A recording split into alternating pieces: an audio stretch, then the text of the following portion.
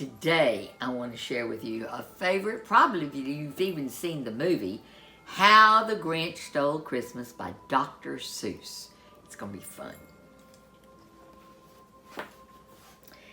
Every Who down in Whoville liked Christmas a lot. But the Grinch, who lived just north of Whoville, did not. The Grinch hated Christmas, the whole Christmas season. Now, please don't ask why. No one quite knows the reason. It could be his head wasn't screwed on just right. It could be, perhaps, that his shoes were too tight. But I think that the most likely reason of all may have been that his heart was 2 sizes too small.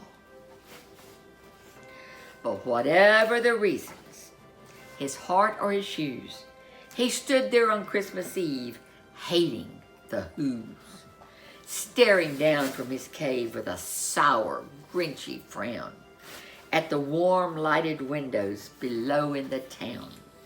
For he knew every Who down in Whoville beneath was busy now hanging a mistletoe wreath.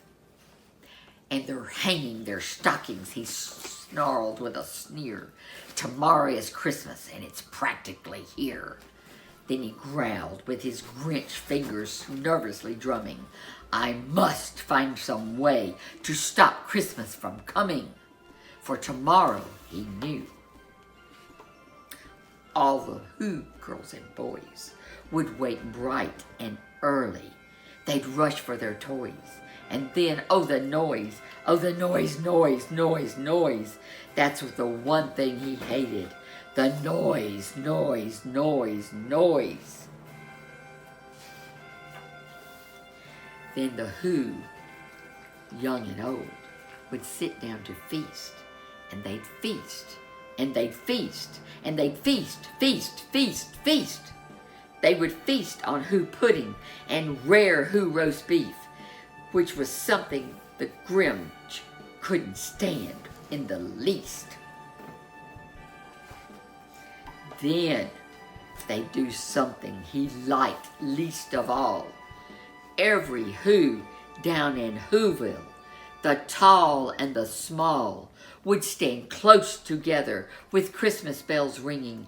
They'd stand hand in hand, and the Who's would start singing. They'd sing, and they'd sing, and they'd sing, sing, sing, sing. And the more the Grinch thought of this Who Christmas sing, the more the Grinch thought, I must stop this thing. Why, for 53 years, I've put up with it now. I must stop Christmas from coming.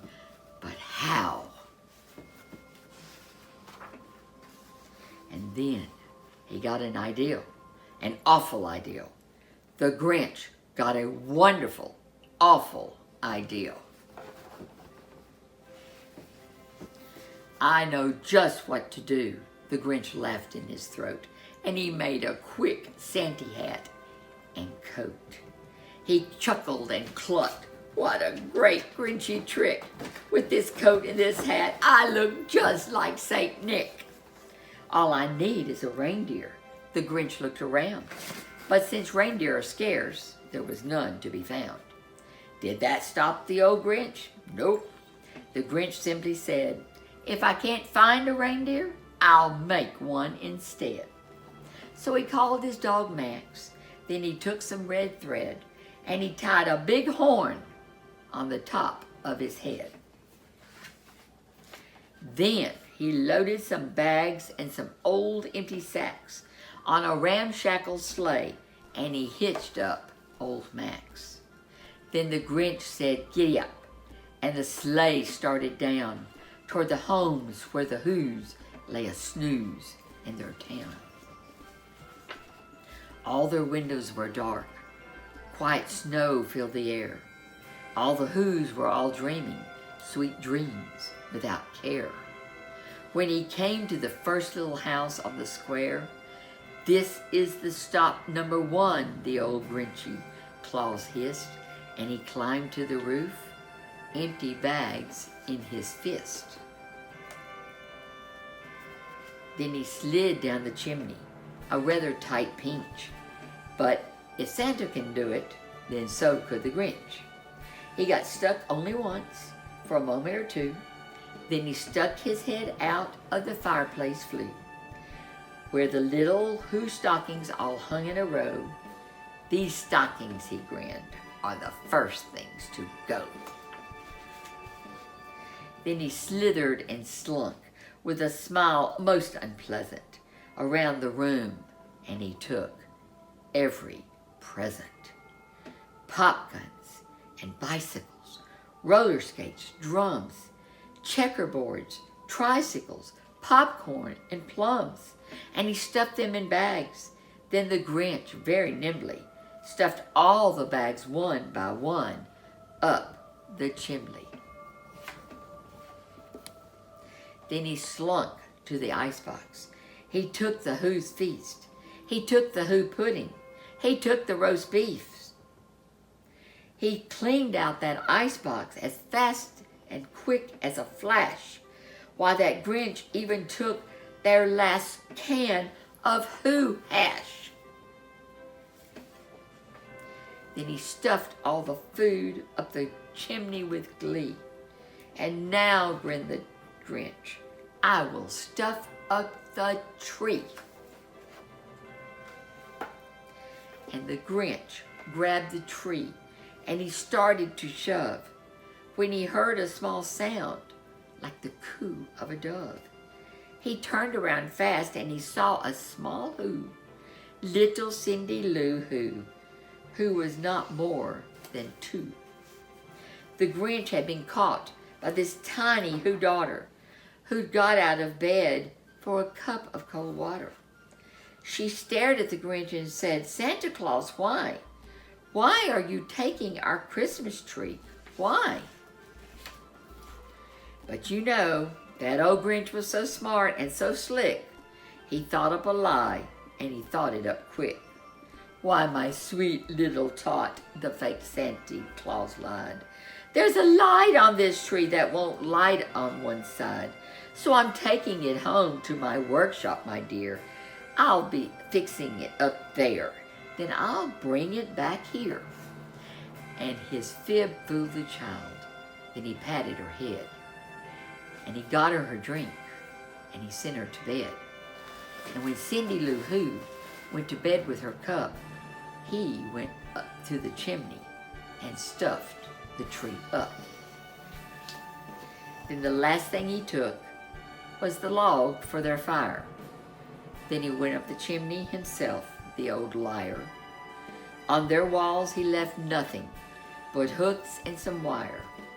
And the one speck of food that he left in the house was a crumb that was even too small for a mouse.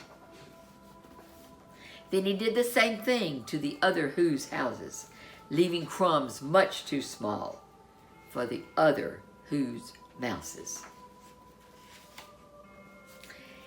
It was 1/4 dawn, all the Who's still abed, all the Who's still of snooze, when he packed up his sled. Packed it up with their presents, the ribbons, the wrappings, the tags, the tinsel, the trimmings, the trappings. 3,000 feet up the side of Mount Crumpet, he rode with his load to the tip-top to dump it. Pooh-pooh to the Who's, he was grimishly humming. They're finding out now that no Christmas is coming. They'll just be waking up. I know just what they'll do.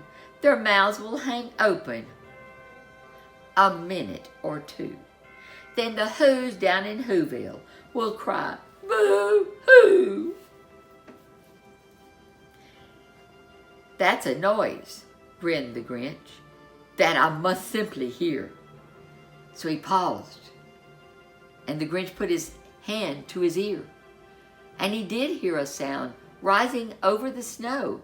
It started low, then it started to grow. But the sound wasn't bad. It wasn't sad. Why, this sound merry. It couldn't be so. But it was merry, very. He stared down at Whoville. The Grinch popped his eyes. Then he shook. What he saw was a shocking surprise.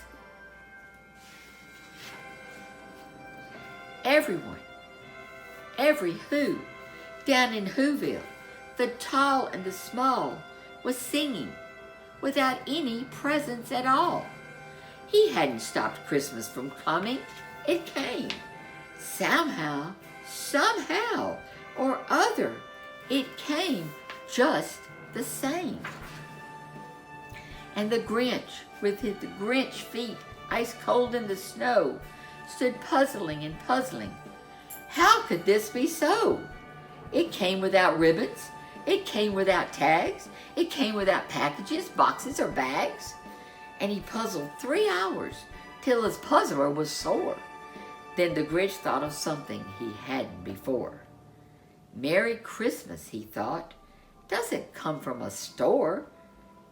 Maybe Christmas, perhaps, means a little bit more.